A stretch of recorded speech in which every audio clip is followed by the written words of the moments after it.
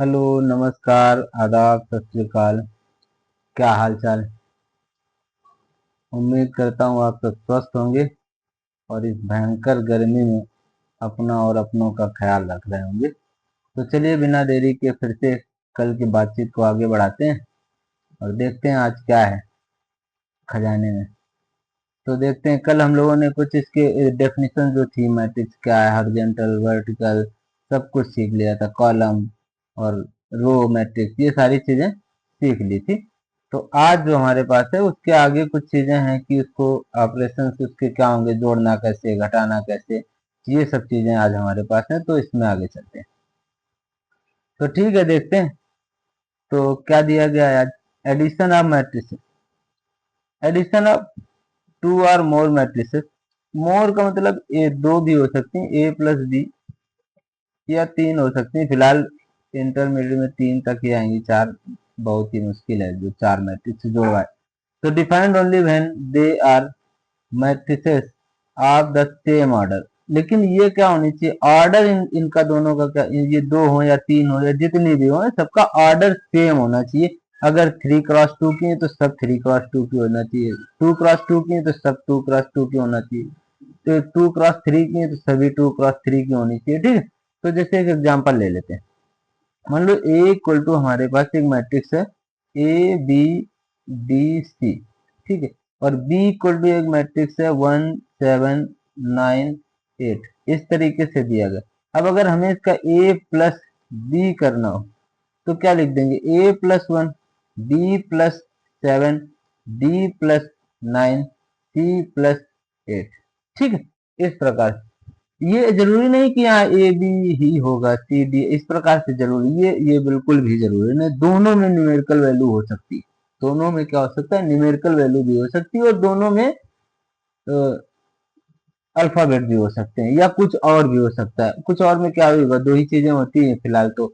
Math में ज्यादातर चीजें ये दो ही लेते हैं। ठीक है। ध्यान से सुनो, तुम सही कह रहे हैं।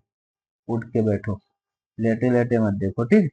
तो इसमें चलते हैं आगे। तो क्या क्या हो गया हमारे पास, कि हमने ये बताया कि इसको जोड़ेंगे तो क्या हो सकता है हमारे पास, यानी ये भी हो सकता है और अल्फाबेट भी हो सकते हैं, या कुछ और हो सकता है, इस तरीके से। अब इसको अगर घटाना हो, ए माइनस बी, तो सेम प्रोसेस से इसको घटा भी देंगे। ए में से भी घटा तो A-1, B-7, या D-9, C-8, इसी तरीके से इसको घटा भी देंगे। ठीक। तो ये क्या था, एडिशन और सब्ट्रैक्शन। यहाँ पर सिर्फ हमने लिखा है क्या, एडिशन का और सब्ट्रैक्शन का बता दिया उसी में। ठीक। निगेटिव ऑफ अ मैट्रिक्स, क्या कह रहा है यहाँ पर, उसने कहा let A equal to A I J be M cross N matrix, then the negative of a matrix A is denoted by minus A. Negative matrix को कैसे डिनोट करेंगे, माइनस से, and is defined as A as minus A I J. In order to find minus A, sign of each element of A must be change. जैसे हमने यहाँ पर एक ए ले लिया, ए का वैल्यू 1 2 -3 और 7 लिए। अगर हमें माइनस ए निकालना है, निगेटिव ऑफ ए मैट्रिक्स, तो इसका मतलब यहाँ पर हमने माइनस का मल्टीप्लाई किया, तो इधर भी माइनस का मल्टीप्लाई। जैसे माइनस का मल्टीप्लाई करेंगे तो जो प्लस में था वो माइनस में हो जाएगा, जो माइनस में वो क्या हो जाएगा, प्लस में। यहाँ माइनस में एक ही एलिमेंट था तो वो क्या हो गया, प्लस में, बाकी सब क्या होगा, निगेटिव। यही यहाँ कह रहा है। क्या कह रहा है कि each element of A must be change. सब के सब जितने भी होंगे उनके सबके साइन क्या हो जाएंगे, चेंज हो जाएंगे। प्लस होगा तो माइनस हो जाएगा, माइनस होगा तो प्लस हो जाएगा। ठीक है। तो आगे चलते हैं, next. Next point, properties of matrix addition. ये वहां पर बताया था कि, क्या बताया था, एडिशन ऑफ मैट्रिसेस, जोड़ेंगे कैसे मैट्रिक्स को। लेकिन इसकी कुछ प्रॉपर्टी होती है कि जोड़ने के कुछ तरीके होते हैं, उन तरीकों पे हम थोड़ा सा चर्चा करते हैं। तो एक तरीका होता है कम्यूटेटिव लॉ ऑफ एडिशन। जोड़ने का ये एक अपना मेथड है। और इसमें क्या दिया गया, matrix addition is commutative, that is A and B, A and B any two M cross N matrices then. देखो, पहली तो कंडीशन वही है जो पहले बताई हमने। क्या बताई कि ऑर्डर सेम होना चाहिए जोड़ने के लिए या घटाने के लिए। क्या होना चाहिए, ऑर्डर सेम होना चाहिए। लेकिन यहाँ पर उसने ये कम्यूटेटिव जब सेटिस्फाई करती है कोई मैट्रिक्स, तो उसने कहा ए में बी को जोड़ो या बी में ए को जोड़ो, रिजल्ट क्या आना चाहिए, दोनों का सेम आना चाहिए। ए में बी को जोड़ो या बी में ए को जोड़ो, रिजल्ट कैसा आना चाहिए, सेम आना चाहिए। ऐसे ही associative law for addition, associative law क्या है, इसने कहा है कि इसमें क्या होता है, तीन मैट्रिक्स होती है, ए बी सी होती है। अब इसमें क्या, ए बी सी में क्या होता है कि बी प्लस सी को पहले जोड़ दो फिर ए को जोड़ो, या ए प्लस बी को जोड़ दो फिर सी को जोड़ो, सेम है। मान लो कि यहाँ पर दिया गया 2+3 और +5, या फिर 2+3+5, तो ये इनका आ तो सेम ही रहा है, यहाँ पर भी 10 आ जाएगा, यहाँ पर भी 10 आ जाएगा। तो यही वो कह रहा है कि चाहे इसको इसमें जोड़ो या उसमें जोड़ो, लेकिन सेम आना चाहिए। ये लॉ इसलिए है क्योंकि इसकी वैल्यू कभी कभी सेम नहीं आती, वो बताएंगे जब क्वेश्चन आएगा, तो उसमें डिस्कस कर लेंगे कि कब सेम नहीं आती। नेक्स्ट दिया गया एग्जिस्टेंस ऑफ एडिटिव आइडेंटिटी।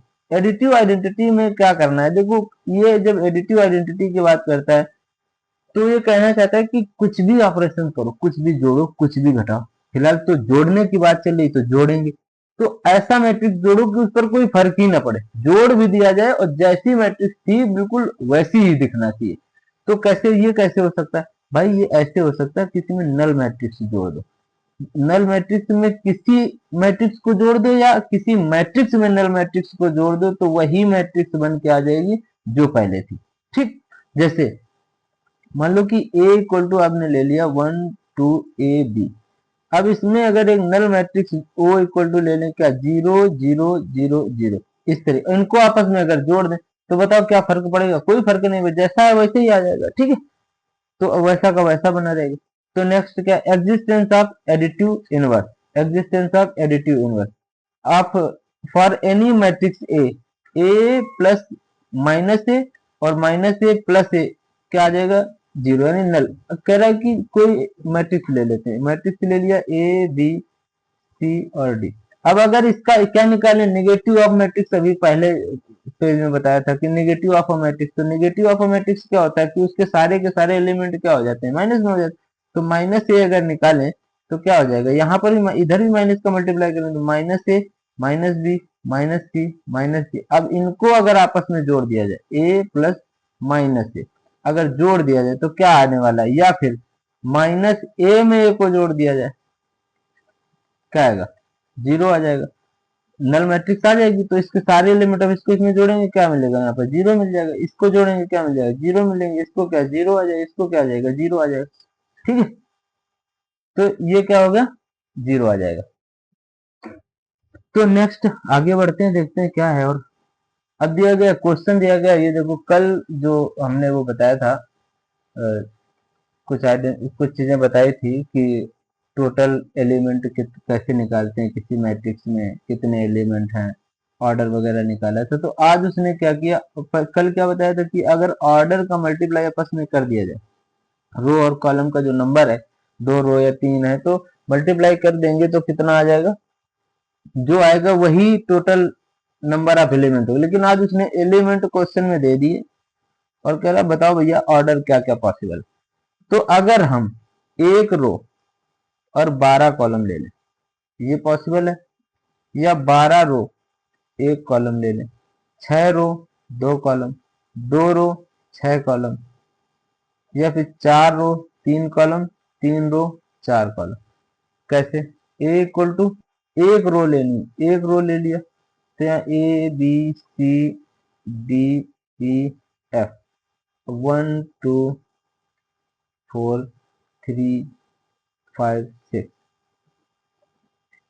ये देखो इसमें क्या, ये रो तो एक ही है लेकिन एक कॉलम ये, एक कॉलम ये, एक कॉलम ये, एक कॉलम ये सारे के सारे क्या है, एक अलग अलग कॉलम है। तो ये कितने हो गए 12।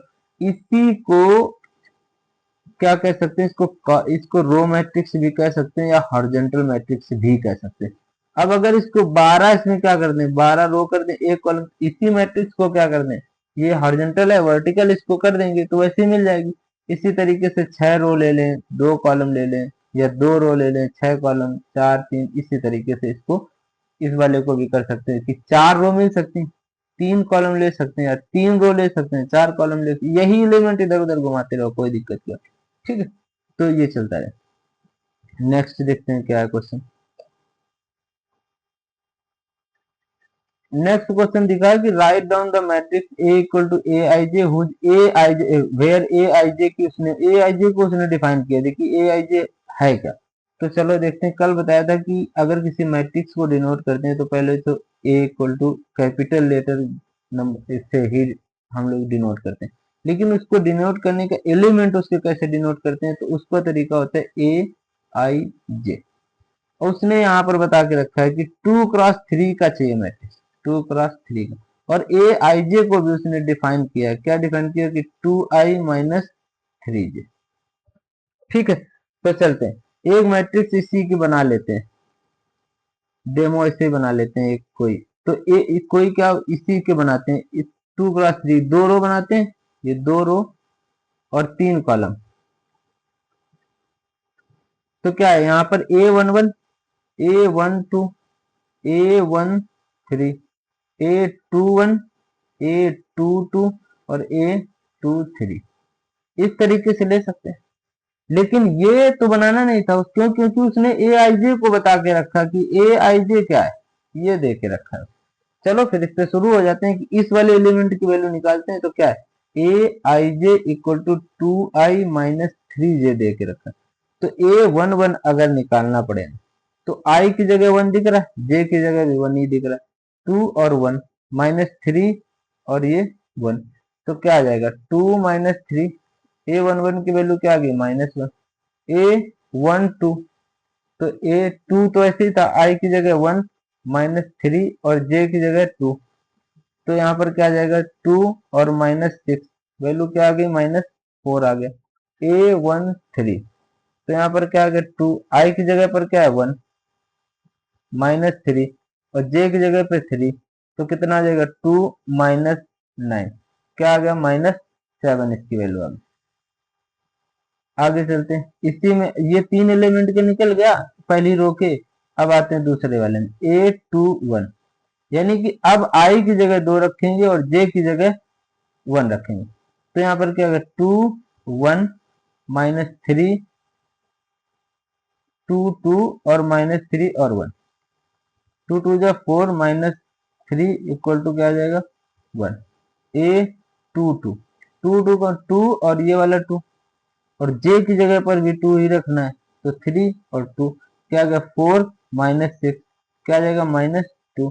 A23 2 i की जगह पर 2 -3 j की जगह पर भी 3, क्या आ जाएगा 4 -9 इक्वल टू क्या आ गया -5। तो हमारे पास चलते हैं इसी मैट्रिक्स को, यहाँ पे इसकी सारी वैल्यू यहाँ पे रिप्लेस कर देते हैं। तो a इक्वल टू क्या हमने लेके रखा था वहीं पे, A11 क्या आया था -1 आया, A12 क्या आया -4 आया, A13 क्या आया -7 आया, A21 क्या आया 1 आया, A22 क्या है -2 और A23 क्या है -5 आ गया। तो ये हमारी मैट्रिक्स बन के तैयार हो गई जो वो हमसे पूछ रहा था। ठीक है, चलते हैं नेक्स्ट आगे बढ़ते हैं। नेक्स्ट क्वेश्चन कुछ इस प्रकार से उसने कहा consider the following information regarding the number of main and women worker in 3 factories 1 2 3, ये 3 फैक्ट्रियां दी गई 1 2 3, यहाँ ये मैन वर्कर का कॉलम है और ये वुमेन वर्कर। उसने कहा represent the above information in the form of a 3x2 matrix. 3x2 के मैट्रिक्स में इसको रिप्रेजेंट करना है। What does the entry in the third row and second column represent. जो जो थर्ड रो और सेकंड कॉलम की एंट्री है, यानी कि तीसरा रो और दूसरे कॉलम का जो वैल्यू आएगा, जो एलिमेंट आएगा, यानी A32, और कह रहा कि वो क्या रिप्रेजेंट कर रहा है। तो चलो बना लेते हैं। उसने कहा 3 2 बनाना है तो A इक्वल टू यानी 3 रो बनाना है और फैक्ट्री भी कितनी 3 ही, तो फिर ऐसे ही रख देते हैं इसको। तो क्या आ जाएगा ये 30 25 27, ये कितना आ गया 25 31 और 26 बन गया। ये किसका ऑर्डर क्या है 3x2 है। अब उसने बोला है कि एंट्री नंबर कितना है थर्ड रो, तो तीसरी रो, तो दूसरा कॉलम ये तो दूसरा ये कहाँ आ जाएंगे, इस जगह पहुंचेंगे हम यहाँ पर। ये क्या है 26, तो 26 क्या रिप्रेजेंट कर रहा है, women worker, worker in factory number 3। ठीक है, तो ये क्या रिप्रेजेंट कर रहा है कि फैक्ट्री 3 में वुमेन वर्कर की संख्या क्या है 26 है। चलिए आगे बढ़ते हैं, टाइप 2 कुछ क्वेश्चन है, इनको देखते हैं।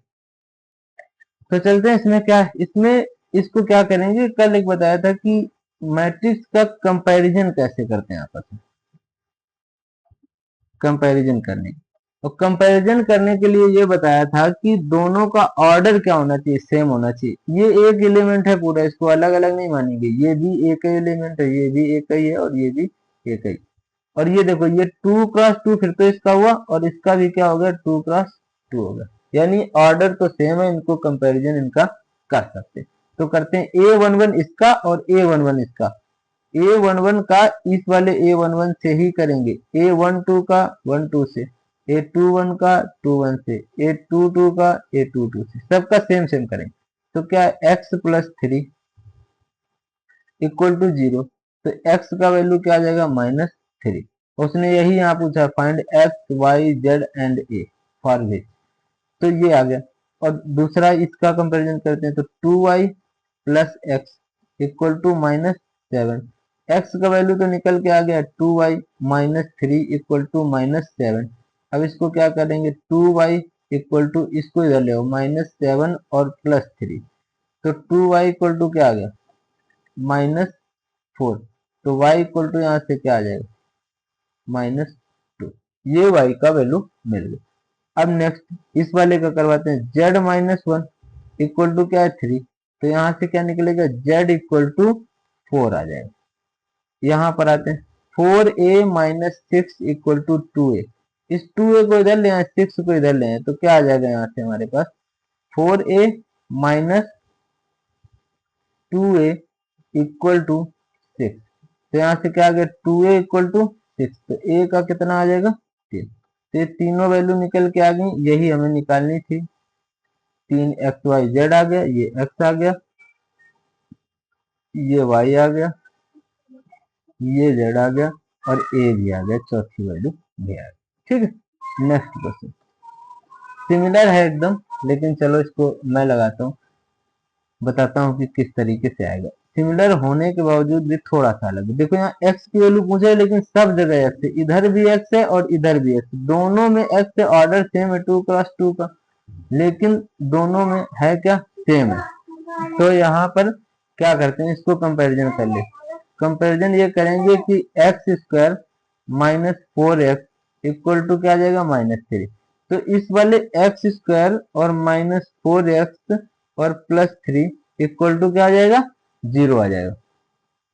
3 1 जा 3 और 3 1 4, ये यहाँ प्लस लगा है, मतलब जोड़ने पे आना चाहिए था, x² माइनस, यहाँ पर x लिख लो और 3 + 1 इस तरीके से लिख लो और +3 इक्वल टू 0, तो क्या आ जाएगा x² - 3x minus x + 3 equal to 0, x इससे बाहर कॉमन ले लेंगे, तो x - 3 -1 इससे ले लेंगे, फिर से x - 3 आ जाएगा इक्वल टू क्या आ जाएगा 0।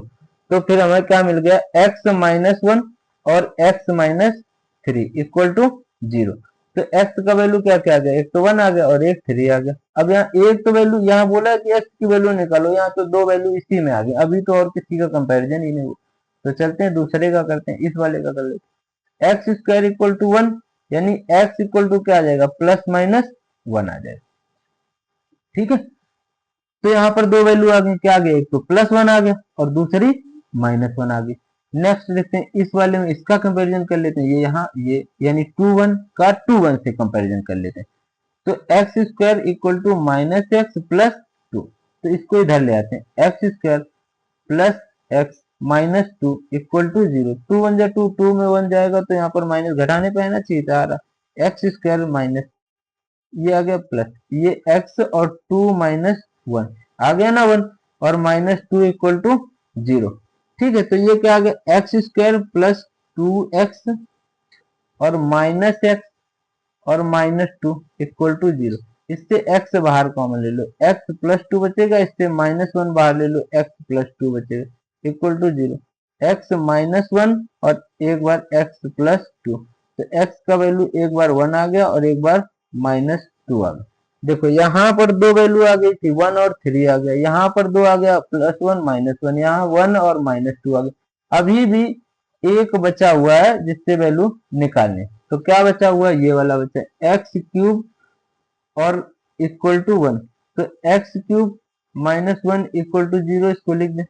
ये फॉर्मूला बन गया क्या, A cube minus B cube का। इसको क्या लिख सकते हैं, A minus B, A square plus A B और प्लस बी स्क्वायर। ठीक है, तो इसको लिखते हैं, इसको लिखेंगे x -1, आगे क्या है, x square plus x plus 1 equal to 0। अब ये 0 होने का मतलब ये है कि या तो ये वाला पोर्शन 0 और या तो ये वाला पोर्शन 0, दो में से एक कोई 0। तो इसको अगर 0 करेंगे तो x का वैल्यू तो 1 आ जाएगा, लेकिन इसको जब करेंगे ये एक क्या बन गई, एक क्वाड्रेटिक इक्वेशन बन गई। तो इसको सॉल्व करने के लिए क्या करना है, x का वैल्यू निकालेंगे, लगा देंगे धरातल, -b plus minus under root B square -4ac upon 2a। ठीक है, तो एक स्लाइड और यहाँ पे ऐड कर लेते हैं। अब यहाँ से एक चीज देख लो कि a की वैल्यू भी 1 है, b का वैल्यू भी 1 है, c का वैल्यू, सबका वैल्यू कितना 1 1 है।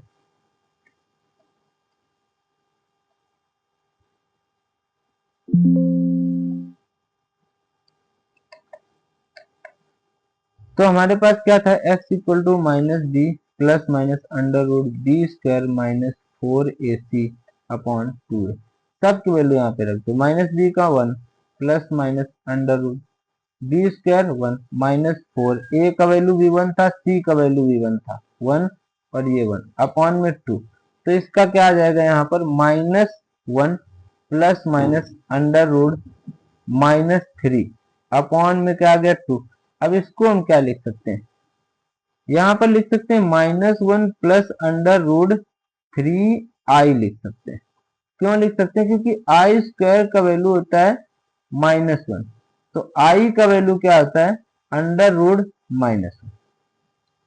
ठीक है, तो ये इस तरीके अपॉन में क्या आ गया 2, प्लस माइनस में था, तो x का वैल्यू एक तो प्लस में आ गया, x बराबर plus -1 plus under root 3i upon 2, और एक आ गया x equal to -1 minus under root 3i upon 2 आ गया। तो ये देखो यहाँ तो 3 वैल्यू आ गई। ठीक है, क्योंकि क्यूबिक इक्वेशन थी, लेकिन एक चीज है जो सब में कॉमन है, वो क्या है, वो ये है कि इसमें भी 1 आया था, इसमें भी एक +1 एक -1 आया, यहाँ पर भी एक 1 आया और यहाँ पर भी एक 1 आया। तो इससे क्या रिजल्ट निकला कि x की जो वैल्यू है जो सब में कॉमन है, तो वो कितनी आ गई 1। तो यही इसका क्या हो गया, आंसर हो गया। ठीक है, चलिए नेक्स्ट क्वेश्चन देखते हैं। ये क्वेश्चन देखो, बहुत अच्छा क्वेश्चन और बहुत बड़ा क्वेश्चन है, लेकिन बड़ा इजी क्वेश्चन।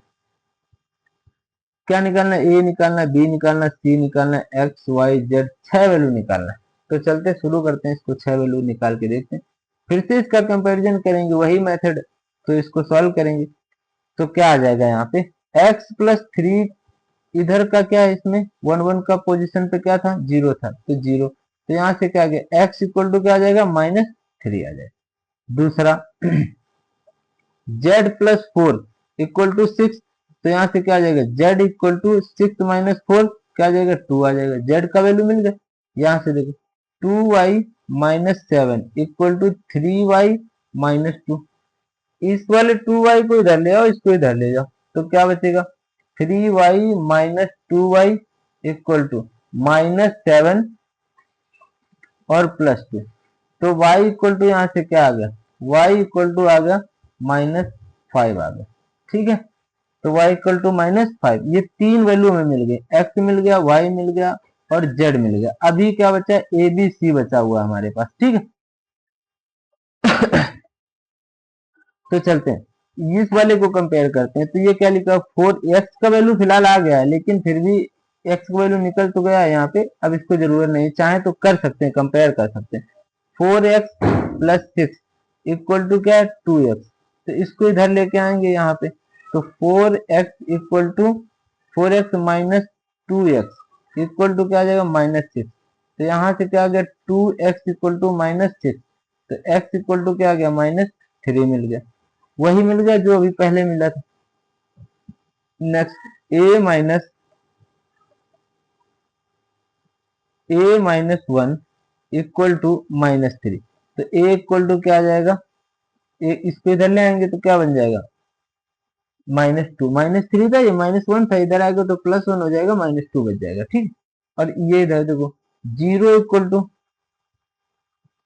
2c प्लस 2, तो यहाँ से क्या आ जाएगा 2c इक्वल टू -2, तो c इक्वल टू क्या आ जाएगा -1 आ जाएगा। नेक्स्ट यहाँ पर चलते हैं, इसको देख लेते हैं, b माइनस 3 इक्वल टू क्या है 2b प्लस 4।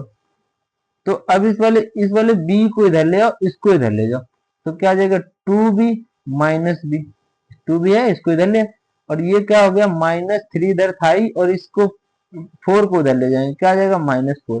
तो यहाँ पर क्या आ जाएगा b इक्वल टू -7 आ गया। ठीक है, अब क्या बचा है हमारे पास, यहाँ से भी b की वैल्यू निकाल लेंगे, निकल जाएगी 3b इक्वल टू माइनस का 21 दिया गया, तो b इक्वल टू क्या आ जाएगा -7, फिर से वही आ गया जो अभी वैल्यू आई थी, -7 आया था, यहाँ भी -7 यहाँ भी आ गया। अब ये आया अगला वाला z plus 2c equal to 0, क्या है z plus 2c equal to 0, तो यानी z इक्वल टू -2c। अब z की वैल्यू क्या आई देख लो, यहाँ पे z की वैल्यू आई थी 2, अब z की वैल्यू अगर 2 है तो यहाँ पर 2, और c की वैल्यू क्या आई थी -1 आई थी, यही आई ना, देखो ये -1 यहाँ पे रख के देखो, दोनों सेम ही है, -2 और ये -1 करेंगे तो इसकी वैल्यू 2 ही आ जाएगी। बस यही था, हमें यही वैल्यू निकालनी थी, एक्स वाई और जेड की वैल्यू इसमें निकालनी थी। तो ठीक है, ये आज का यहीं तक पूरा खत्म करते हैं चीजें। पढ़ते रहो, हंसते रहो, मुस्कुराते रहो, और इसी तरह से पढ़ते रहो। धन्यवाद।